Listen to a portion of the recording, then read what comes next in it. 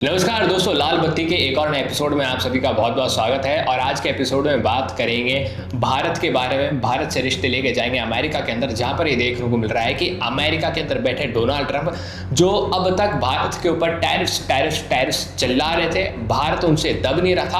अब एक तीसरा देश है जो इसके अंदर कूद चुका है और कह रहा है कि भारत के ऊपर जो टैरिफ्स लग रहे हैं वो तो एकदम सही लग रहे हैं और भारत के ऊपर अब और ज्यादा टैरिफ्स लगने चाहिए। दोस्तों, ये देश कौन सा है, इस देश के किस राष्ट्रपति ने ऐसी बात कही है, जानेंगे आज की वीडियो में। लेकिन दोस्तों, खबर लेके जाएंगे नेपाल के अंदर, जहां अब ये देखने को मिल रहा है कि नेपाल के अंदर जेन ज़ी, जो कि 1990 के बाद में जो पैदा होने वाले लोग हैं, यानी कि नेपाल का यूथ है, वो अब नेपाल के अंदर प्रोटेस्ट कर रहा है। वो इसलिए क्योंकि 4 सितंबर को नेपाल की सरकार ने नेपाल के अंदर तमाम तरीके के सोशल मीडिया प्लेटफॉर्म्स को बैन कर दिया था। इसके बैन करने के पीछे का क्या कारण है, प्रोटेस्ट क्यों हो रहा है और भारत को इससे क्या सीखना चाहिए, इसके बारे में बात करेंगे।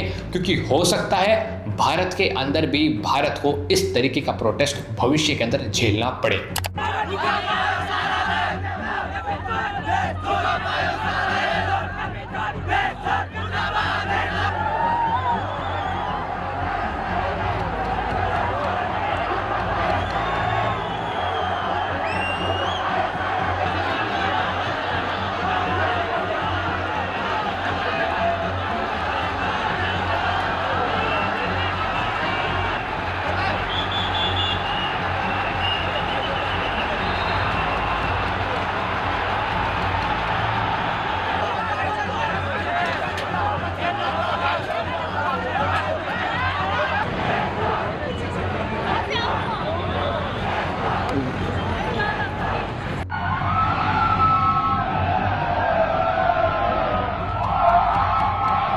You saw the meeting this week, though, between Modi and Putin and Xi, and President Trump has said that they have gone to the dark side with China. When you saw Modi there, who has helped Russia, so did the plan backfire of trying to put sanctions on them? No, I think the idea to put tariffs on the countries who continue make deals with Russia, I think this is right idea. लेकिन दोस्तों, अब अपन अपनी पहली खबर की ओर जाते हैं तो देखने को मिलता है कि जिस तरीके से डोनाल्ड ट्रंप ने प्रधानमंत्री नरेंद्र मोदी को चेतावनी दी थी, एक तरीके से, यानी कि डायरेक्ट वे में नहीं दी थी लेकिन इनडायरेक्ट तरीके से दी थी। भारत के ऊपर पहले 25% टैरिफ लगाए, फिर 25% और लगा दिए, फिर वो टोटल 50% हो गया। ये जो 50% की चर्चा है पूरी दुनिया में होने लगी। अब दुनिया में इसलिए होने लगी क्योंकि भारत डोनाल्ड ट्रंप के सामने झुका नहीं। पूरी दुनिया के जो देश है वो झुक चुके थे लेकिन भारत झुका नहीं, इसलिए इसके ऊपर चर्चा होने लग गई। तो यूक्रेन के राष्ट्रपति व्लादिमीर ज़ेलेंस्की एक इंटरव्यू में बैठे थे। आपको पता है कि रशिया से तो वो लड़ नहीं पा रहे, इसलिए वो मीडिया नैरेटिव लड़ने की कोशिश कर रहे हैं। तो वो एक इंटरव्यू में बैठे थे और इंटरव्यू के अंदर उनसे पूछा जाता है कि सर, जो भारत के ऊपर सैंक्शंस लगाए जा रहे हैं उनसे क्या आप क्या उनको ठीक समझते हैं? तो व्लादिमीर ज़ेलेंस्की कहते हैं जो सैंक्शंस भारत के ऊपर लगाए जा रहे हैं ये एकदम सही लगाए जा रहे हैं और इनके ऊपर और ज़्यादा सैंक्शंस लगने चाहिए। उनका कहना है कि जो भी देश रशिया के साथ ट्रेड कर रहा है उन सब के ऊपर सैंक्शंस लगने चाहिए, इससे हमको फायदा होगा। लेकिन ज़ेलेंस्की खुद ये चीज़ भूल गए कि ज़ेलेंस्की यानी कि यूक्रेन के पास जो रिफाइंड होकर डीजल आता है वो सबसे ज्यादा भारत से ही आता है और भारत ही यूक्रेन को डीजल बेचता है। उस डीजल के अंदर रशिया का क्रूड ऑयल शामिल है या नाइजीरिया का क्रूड ऑयल शामिल है, इससे यूक्रेन को क्या पता चलेगा? यूक्रेन को पता नहीं चल सकता। लेकिन अगर भारत किसी देश को सबसे ज़्यादा डीजल बेचता है तो यूक्रेन है, और यूक्रेन अगर किसी से सबसे ज़्यादा मात्रा में डीजल खरीदता है, यानी कि यूक्रेन के पास 15% जो डीजल जाता है वो भारत से ही जाता है। तो क्या ज़ेलेंस्की भारत का ये डीजल खरीदना बंद कर देंगे? अब इस खबर को अपन और आगे लेके चलते हैं तो देखने को मिलता है कि बिना सिर पैर की तो बातें ज़ेलेंस्की ने कर दी है, लेकिन बिना सिर पैर की बातें डोनाल्ड ट्रंप भी कर रहे थे। अब डोनाल्ड ट्रंप क्या चाहते थे? डोनाल्ड ट्रंप ये चाहते थे कि रशिया से भारत क्रूड ऑयल ना खरीदे, अमेरिका से खरीदे। तो अब देखने को ये मिल रहा है कि भारत की जो ऑयल कंपनीज जहां पर ऑयल रिफाइन करती थी क्रूड ऑयल मंगाकर, उन्होंने अब अमेरिका की ऑयल कंपनीज को ऑर्डर देना बंद कर दिया है और अब ये ऑर्डर्स दिए जा रहे हैं नाइजीरिया की कुछ कंपनीज को और मिडिल ईस्ट की कुछ कंपनीज को, और साथ साथ पैरेलल चल रहा है रशिया की ऑयल कंपनीज, यानी कि यहाँ तमाम जगह से क्रूड ऑयल आ रहा है, इनको रिफाइन किया जा रहा है, पेट्रोल, डीजल और पेट्रोलियम प्रोडक्ट्स बनाए जा रहे हैं और अलग अलग देशों को भेजे जा रहे हैं, जिसके अंदर यूरोप भी शामिल है। यूरोपियन यूनियन को भी भारत बेच रहा है और यहाँ पर हाल ही में देखने को मिलता है कि यूरोपियन यूनियन को इसके अंदर कुछ फ़ायदा दिखता है, भारत के मार्केट के अंदर भी कुछ फ़ायदा दिखता है, इसलिए वो भारत के साथ फ्री ट्रेड एग्रीमेंट भी भविष्य के अंदर यानी कि साल 2025 के एंड के अंदर साइन करना चाहते हैं। और इसी बीच यूक्रेन को भी भारत ज़्यादा मात्रा में, बहुत अच्छी खासी मात्रा में डीजल बेचता है और यूक्रेन भी भारत से अच्छी खासी मात्रा में डीजल खरीदता है, यानी कि 15% डीजल भारत से ही खरीदता है यूक्रेन। लेकिन फिर भी ज़ेलेंस्की ये सब चीज़ें कह रहे हैं। लेकिन अब अपन अपनी दूसरी खबर की ओर आते हैं। तो दोस्तों, दूसरी खबर के अंदर ये देखने को मिलता है कि जिस तरीके से नेपाल के अंदर आज प्रोटेस्ट चल रहा है, यानी कि आज है 8 सितंबर। अब मैं आपको बताता हूँ 4 सितंबर को नई नेपाल की सरकार ने तमाम तरीके के सोशल मीडिया प्लेटफॉर्म्स जैसे कि Instagram, YouTube, Twitter, Snapchat, LinkedIn, WhatsApp, ये सब बैन कर दिया था। और इनके बैन करने के पीछे का कारण था कि नेपाल की सरकार ने एक बात कही।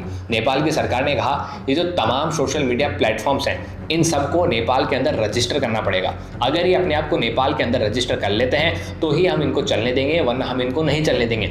इस बीच चाइना के टिकटॉक अपने आप को यहाँ पर रजिस्टर करा लेता है। तो इस वक्त कुछ छोटे मोटे ऐप्स तो नेपाल के अंदर चल रहे हैं सोशल मीडिया प्लेटफॉर्म्स के तौर पर, और इनके साथ साथ टिकटॉक भी चल रहा है, लेकिन बड़े बड़े नहीं चल रहे जो कि अमेरिका से ताल्लुकात रखते हैं। और अमेरिका के इन सोशल मीडिया प्लेटफॉर्म्स ने अपने आप को नेपाल के सरकार के साथ रजिस्टर भी नहीं कराया था।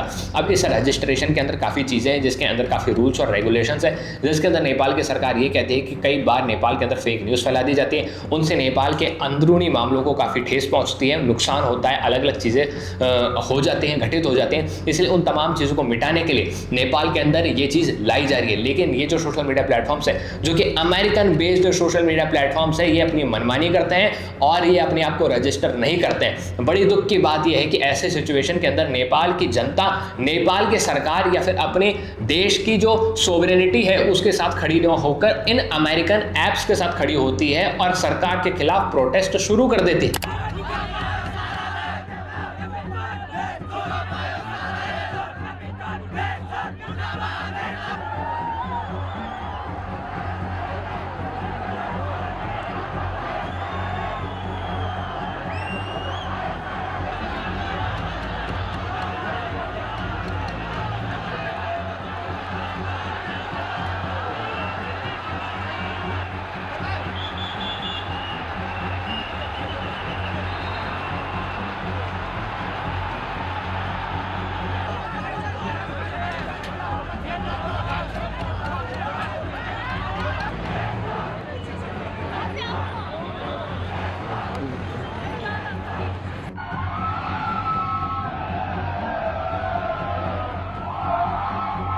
प्रोटेस्ट शुरू होने के बाद में नेपाल की सरकार यहाँ पर शूट एंड साइट के ऑर्डर दे देती है और यहाँ पर अभी बताया जा रहा है कि काफ़ी कुछ मौतें भी हुई हैं, काफ़ी ज़्यादा लोग इंजर्ड भी हैं। क्या नंबर है वो अभी धीरे धीरे कर सामने आ रहे हैं, लेकिन हम आने वाली वीडियोस के अंदर ज़रूर आपके लिए नंबर्स लेकर आएंगे।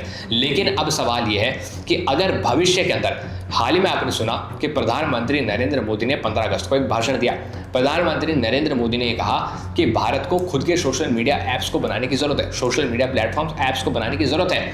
ये सब बातें प्रधानमंत्री नरेंद्र मोदी ने कही। प्रधानमंत्री मोदी के कहने से पहले भी कई जियोपॉलिटिकल एक्सपर्ट्स जो कि भारत को बिलोंग करते हैं, उन्होंने भी ये बात कोट की थी।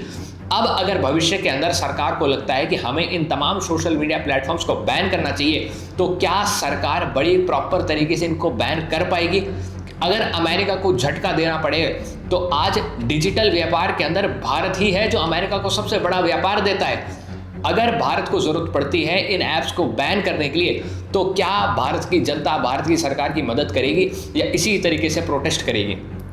इस बीच सॉल्यूशन ये निकल सकता है कि जहाँ पर ये ऐप्स इस वक्त भारत के अंदर चल रहे हैं, एक पैरेलल सॉल्यूशन निकालना चाहिए। साथ साथ अपनों को, बड़ी कंपनीज को बोलना चाहिए, टाटा को बोलना चाहिए या फिर अन्य बड़ी कंपनियों को बोलना चाहिए जो कि भारत की कंपनियां हैं, और उनको कहना चाहिए कि आपको जो लगता है वो उस व्यक्ति को मंगाइए, जिसको जितना पैसा लगता है उसको उतना पैसा दीजिए, लेकिन भारत का एक सोशल मीडिया प्लेटफॉर्म खड़ा कीजिए। आपको लगता है कि इंस्टाग्राम जैसा खड़ा कर सकते हैं तो इंस्टाग्राम जैसा खड़ा कीजिए, आपको लगता है यूट्यूब जैसा खड़ा कर सकते हैं तो यूट्यूब जैसा कीजिए, आपको लगता है एक्स जैसा कर सकते हैं तो एक्स जैसा कीजिए, लेकिन कीजिए ज़रूर। अगर ये नहीं होगा तो इससे अमेरिका अपनी सॉफ्ट पावर का इस्तेमाल करता रहेगा।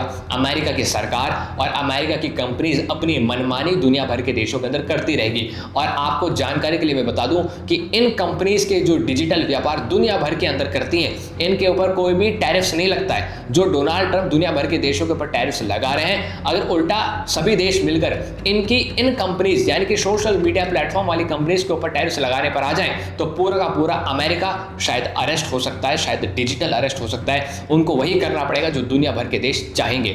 लेकिन क्या दुनिया भर की जो जनता है वो वही चाहेगी जो दुनिया भर के देशों की सरकार चाहेंगी? सवाल यह है, और इसका जवाब नेपाल के अंदर साक्ष्य रूप से मिलता है, जहां पर यह देखने को मिलता है कि नेपाल की सरकार तो इन ऐप्स को बैन करने की सोचती है, लेकिन नेपाल की जनता अपनी सरकार की मदद नहीं करती, अपनी सरकार के साथ खड़ी नहीं होती है।